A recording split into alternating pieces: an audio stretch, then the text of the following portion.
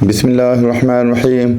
अस्सलाम वालेकुम दोस्तों, आज हम जानेंगे यूट्राइन फाइब्रॉइड के बारे में, यानी बच्चादानी में जो गुठलियाँ बन जाती हैं, गिल्टियाँ जो बन जाती हैं, गठान बन जाती है, यूट्राइन फाइब्रॉइड।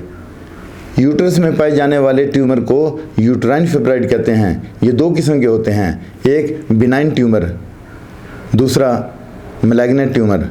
जो बिनाइन ट्यूमर होते हैं ये चर्बी से बना हुआ ट्यूमर है, ये सुपरफिशियल होता है और मूवेबल भी होता है, और उसके बाद फिर ये पेनलेस होता है, इसमें दर्द भी नहीं होती।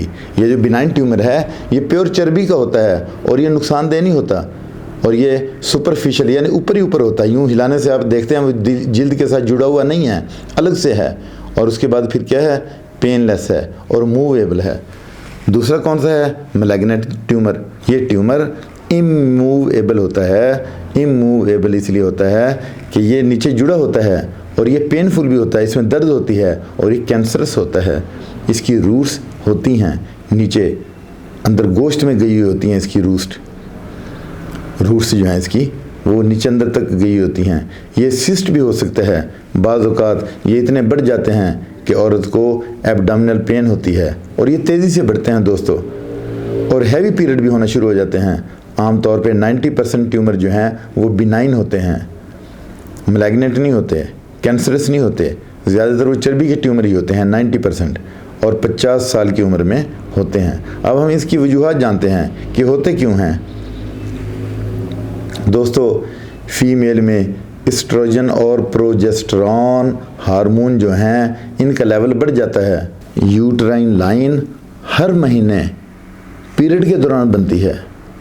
यूट्राइन जो लाइन है ये हर महीने बनती है, लेकिन बनती कब है, पीरियड के दौरान। पीरियड होने से पहले बनती है, और जब पीरियड होते हैं तो फिर ये वाश हो जाती है। ये हार्मोन इम्बैलेंस की वजह से होता है, यानी हार्मोन इम्बैलेंस जो है वो उसकी वजह से भी ये चीज़ें क्रिएट होती हैं। फिर दूसरा क्या है, फैमिली हिस्ट्री भी होती है कि अगर फैमिली में बड़ों में ये बीमारी थी तो आगे शिफ्ट होती है, नस्ल दर नस्ल चलती है।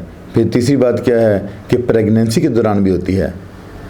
ये जो सिस्ट हो जाते हैं ये प्रेगनेंसी के दौरान भी होते हैं। इस हालत में भी हार्मोन्स का लेवल बिगड़ जाता है और बढ़ जाता है, और फाइब्रॉइड बनने के चांसेस ज़्यादा होते हैं। दोस्तों, पीसीओडी और पीसीओएस की बीमारी जो है उसके दौरान भी ये बनते हैं। पीसीओएस पॉलीसिस्टिक ओवेरियन डिजीज़ या पॉलीसिस्टिक ओवेरियन सिंड्रोम के दौरान भी सिस्ट बनते हैं। दूसरा, फिर इंजरी हो, कभी कोई मेजर ऑपरेशन करवाया हो तो उसमें फाइब्रॉइड बनते हैं। मेनोपॉज के दौरान बनते हैं। 40 साल के बाद फीमेल में मेंसेस आना बंद हो जाते हैं और सिस्ट या फाइब्रॉइड बनते हैं। ये एक उम्र होती है फीमेल में। दूसरा, फिर ओबेसिटी के दौरान भी बनते हैं। फाइब्रॉइड बनने की सबसे बड़ी वजह मोटापा है। मोटापा तो बहुत सी बीमारियों की जड़ है, वज़न का बढ़ जाना। ऐसे में मरीज़ को अपनी डाइट कंट्रोल करनी चाहिए। फिर एक और रीज़न भी है इसकी कि स्ट्रेस भी यूट्राइन फाइब्रॉइड बनने का सबब बन सकती है।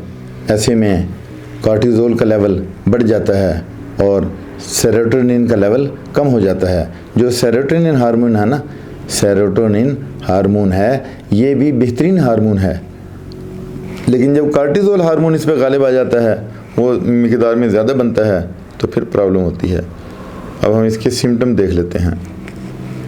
सिम्टम क्या हैं, आर्गन पर अंदर की साइड पर प्रेशर बढ़ जाता है और उसको महसूस होता है कि अंदर कोई चीज़, वज़नी चीज़ है। फिर एबनॉर्मल वेजाइनल डिस्चार्ज शुरू हो जाता है, और उसके बाद फिर फीमेल में ब्लीडिंग में क्लॉट आते हैं, और फिर एब्डोमिनल पेन शुरू हो जाती है। ये सब चीज़ें जो हैं फीमेल से रिलेटेड हैं। फीमेल में ओवरी में और ये जो है यूट्रस, इनमें ये बीमारी बढ़ने लगती है। अब हम इसका ट्रीटमेंट देख लेते हैं। फाइब्रॉइड तो बन गए, लेकिन इसका इलाज क्या होम्योपैथी में। दोस्तों, सबसे पहले जो मेडिसिन है वो है थैलास्पी बरसा। थैलास्पी बरसा मदर टिंचर में ये क्या करती है मेडिसिन कि ब्लीडिंग को रोकती है, जो अंदर ब्लीडिंग बनती है उसको रोकती है। और उसके बाद दूसरी जो मेडिसिन है वो कलकेरिया कार्ब है 200 में, ये भी बहुत ही अच्छी मेडिसिन है, फ़ीमेल के मोटापे को कम करती है। उसके बाद सबीना मेडिसिन है 30 पोटेंसी में, ये मेडिसिन भी फेब्राइड में अच्छा रिज़ल्ट इसका देखा गया है। फिर उसके बाद ट्रिलियम मेडिसिन है 30 पोटेंसी में, ये भी हीमामेलिस की तरह ये भी जो है मुकाबले की मेडिसिन है 30 पोटेंसी में। इसको भी आपने 3-3 ड्रॉप डायरेक्ट देने हैं और 3 टाइम देनी है। फिर उसके बाद पल्सटीला मेडिसिन है, ये पल्सटीला मेडिसिन वैसे तो चिकनाई जो लोग ज़्यादा इस्तेमाल करते हैं उसमें इसको इस्तेमाल किया जाता है, लेकिन फ़ीमेल के जो केसेस हैं उनमें फेब्राइड में पल्सटीला मेडिसिन टॉप की मेडिसिन है। उसके बाद फिर ये जो पल्सटीला ये 30 पोटेंसी में इस्तेमाल करनी है। फिर उसके बाद लेक्सिस है, ये 30 पोटेंसी में आपने इस्तेमाल करनी है और ये मेडिसिन भी बहुत ही ज़बरदस्त मेडिसिन है 30 पोटेंसी में। इसको भी आपने डायरेक्ट भी इस्तेमाल कर सकते हैं, लेकिन कुछ लोगों को ज़ायके की वजह से मसला होता है तो फिर वो जो है डायरेक्ट की बजाय थोड़े से नीम गर्म पानी में 10 से 15 कतरे डाल के इस्तेमाल कर सकते हैं और अपने डॉक्टर की हिदायत के मुताबिक इस्तेमाल करनी है। फिर उसके बाद जो है एक और मेडिसिन है आयरस आयोड 30 पोटेंसी में, आयरस आयोड 30 पोटेंसी में। और ये जो मेडिसिन है ये भी जो है विजाइनल डिस्चार्ज की बेहतरीन मेडिसिन है। जब विजाइनल से डिस्चार्ज हो रहा हो तो फिर आयरस आयोड बेहतरीन मेडिसिन है। इसके साथ इजाज़त चाहता हूँ, अपना ख्याल रखिएगा। अल्लाह हाफ़िज़।